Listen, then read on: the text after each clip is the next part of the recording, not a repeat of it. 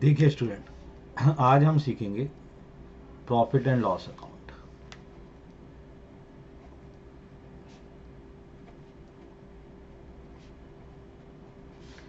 बेटे ध्यान रखो, जब हम ट्रेडिंग अकाउंट बना लेते हैं तो ट्रेडिंग अकाउंट बनाने के बाद जो हमें ट्रेडिंग अकाउंट से या तो ग्रॉस प्रॉफिट या ग्रॉस लॉस, इन दोनों में से कोई एक चीज मिल जाती है, तो हमें क्या बनाना पड़ता है? Profit and loss account. ठीक है बच्चे, जिससे हमें क्या निकालना होता है? प्रॉफिट एंड लॉस से हमें दो चीजें मिलती है, या तो मेरे बच्चे क्या मिलता है? नेट प्रॉफिट, या क्या मिलता है? Net loss. ठीक है, अब इसके बारे में समझते हैं, कुछ लिखते हैं इसके बारे में। तो लिखिए ध्यान से कि profit and loss account is prepared after preparing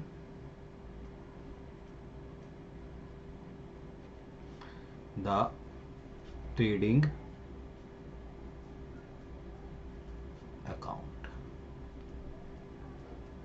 सही है बच्चे, यानी कि हम कब प्रॉफिट एंड लॉस अकाउंट बनाएंगे? हम बनाएंगे ट्रेडिंग अकाउंट के बाद। ठीक है, इसके बाद समझिए, it is prepared to determine net profit on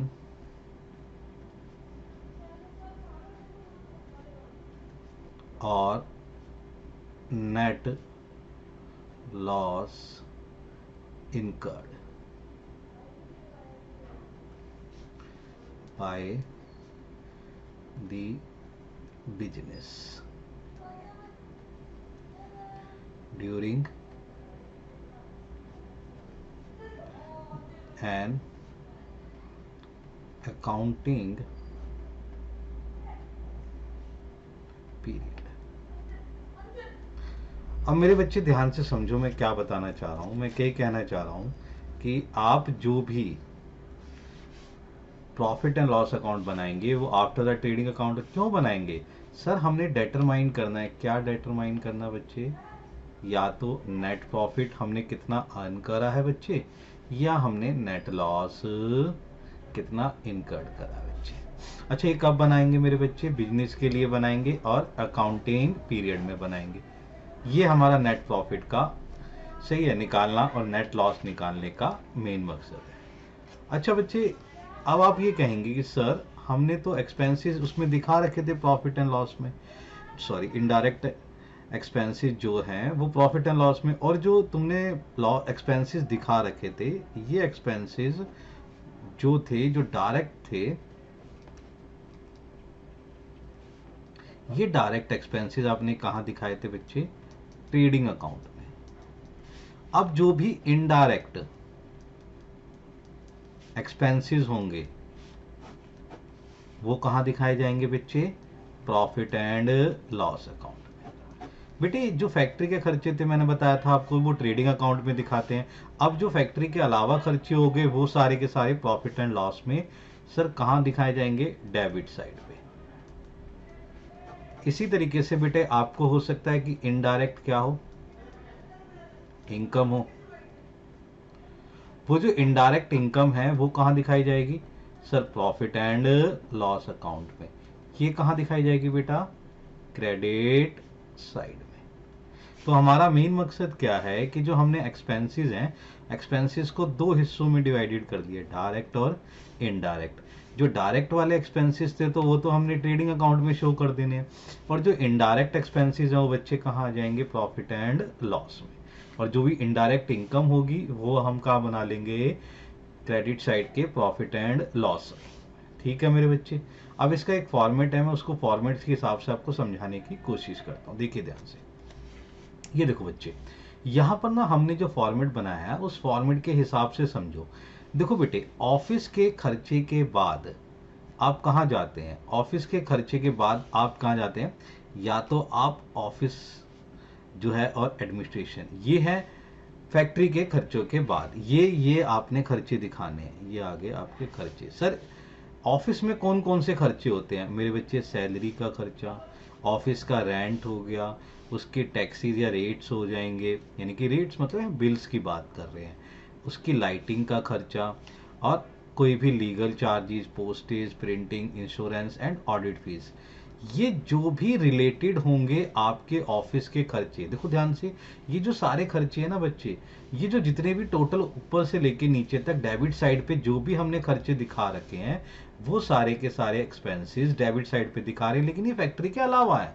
sir office में होने वाले खर्चे वो सारे के सारे यहाँ दिखाते जाएंगे।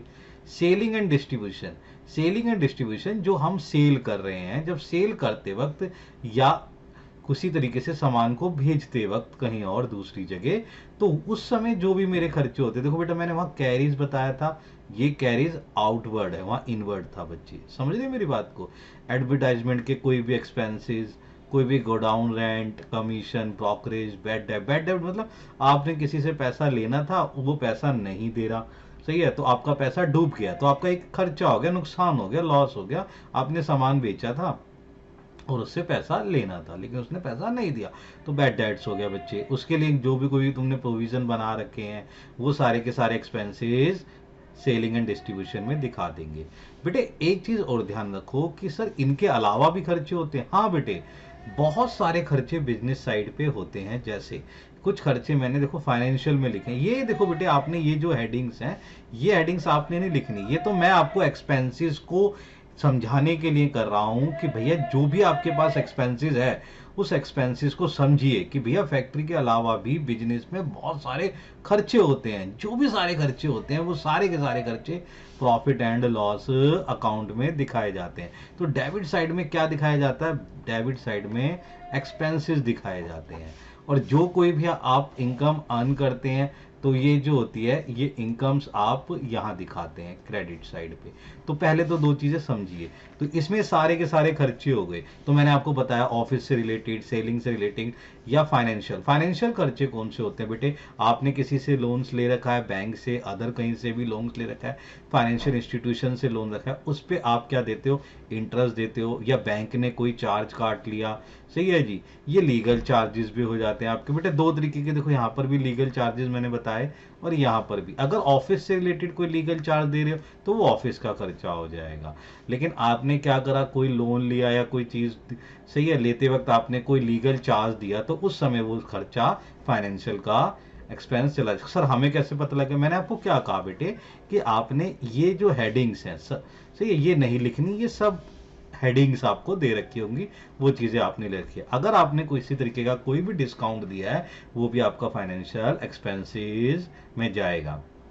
इसी तरीके से बेटा कोई भी रिपेयर है आप करवाते हैं, क्या कोई आपका एसेट्स था, उस पर होने वाली डेप्रिसिएशन, ये आपकी मेंटेनेंस खर्चे हैं, ये भी सारे के सारे आपके डेबिट साइड पर आएंगे। इसके अलावा आपको हो सकता है अचानक से कोई लॉस हो जाए, अचानक से होने वाले लॉस को एबनॉर्मल लॉस कहा जाता है। जैसे आपने कोई एसेट सेल कर दी बेटा, उससे आपको लॉस हो गया, सही है जी, फायर से आपको लॉस हो गया, आग लगे बिजनेस में कोई नुकसान हो गया, तो वो होने वाले लॉसेस को या उस तरीके के एक्सपेंसेस को आप कहाँ दिखाएंगे? Debit side of profit and loss. बच्चे ये ध्यान रखना है, इन दो चीजों पे आप विशेष ध्यान देंगे कि जब कभी भी प्रॉफिट एंड लॉस का अकाउंट स्टार्ट किया जाएगा, तो उसका स्टार्टिंग क्या करेंगे?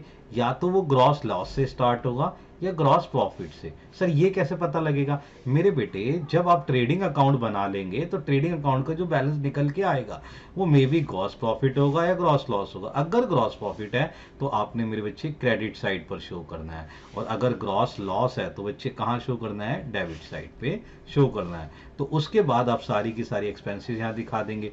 उसके अलावा बेटे होने वाली कोई भी इनकम्स है, जैसे आपने कोई कमीशन अर्न करा, कोई डिस्काउंट आपको मिला है, या कोई रेंट रिसीव्ड करा है, वो आपकी इनकम्स में आ जाएंगी। ये अदर इनकम्स हो गई, आपको इनकम्स मिल रही है। इसके अलावा ट्रेडिंग के खर्चे के अलावा कोई कोई आपको इनकम मिल रही है, किसी पे आपने पैसा लगा रहा था, वहाँ से इंटरेस्ट मिल गया आपको, कहीं आपने शेयर खरीदे थे, सही है जी, और शेयर पे आपको क्या मिल गया, डिविडेंड मिल गया बच्चे। इसी तरीके से आपने कोई इन्वेस्टमेंट लगा रखी थी, उसके ऊपर आपको इनकम मिल गई है, वो सही तरीके से आपकी क्या है, नॉन ट्रेडिंग इनकम्स हैं, वो सारी की सारी क्रेडिट साइड पर शो की जाएगी। इसी तरीके से बच्चे अगर आपको नॉर्मल एबनॉर्मल लॉस होता है, उसी तरीके से एबनॉर्मल गेन भी हो सकता है। सर वो कैसे होता है, कोई आपने एसेट्स बेची और आपको पता नहीं था, लेकिन उससे ज़्यादा आपको लॉस फायदा हो गया, उस पे होने वाले फायदे को आप क्या कहेंगे, एबनॉर्मल गेन कहेंगे। ऐसे आपको इंश्योरेंस क्लेम मिल गया, कोई पैसा आपका डूबा हुआ था बच्चे, कोई डेटर आपका पैसा नहीं दे रहा था तो बैड डेट्स हो गया था, लेकिन उसने, सही है जी, आफ्टर द टाइम्स उसने कुछ पैसा आपको दे दिया, तो जो पैसा आपको रिकवर हो गया, जो पैसा डूब चुका था, वो आपका कहलाता है बैड डेट्स रिकवर। तो मेरे बेटे ध्यान रखो कि इसमें यहाँ पे सारे के सारे एक्सपेंसेस दिखाए जाएंगे और यहाँ पर आपकी इनकम दिखाई जाएगी। तो ये ध्यान रखिए कि प्रॉफिट एंड लॉस अकाउंट लिखने के साथ ही उसका फॉर द ईयर एंडेड लिखना है कि कब ये बनाया जा रहा है। इधर डेबिट साइड लिखेंगे मेरे बच्चे, इधर क्रेडिट साइड लिखेंगे। और दूसरी चीज ध्यान रखनी है कि इसमें से निकलने वाला बैलेंस, इसमें से निकलने वाला बैलेंस या तो मेरे बच्चे नेट लॉस होगा या क्या होगा, नेट प्रॉफिट। जिस तरीके से आप ट्रेडिंग अकाउंट बना रहे थे तो वहां पर आपको क्या निकलता था, ग्रॉस प्रॉफिट और ग्रॉस लॉस। यहां पर आपको क्या निकलेगा, नेट प्रॉफिट और नेट लॉस। मतलब कि सर यहां से हमने क्या गेट करा, यहां पे हमने गेट करा प्रॉफिट, कौन सा, नेट प्रॉफिट और नेट लॉस। सही है जी, इसकी प्रैक्टिस करो। अब आगे तुम्हें क्वेश्चन कराते हैं।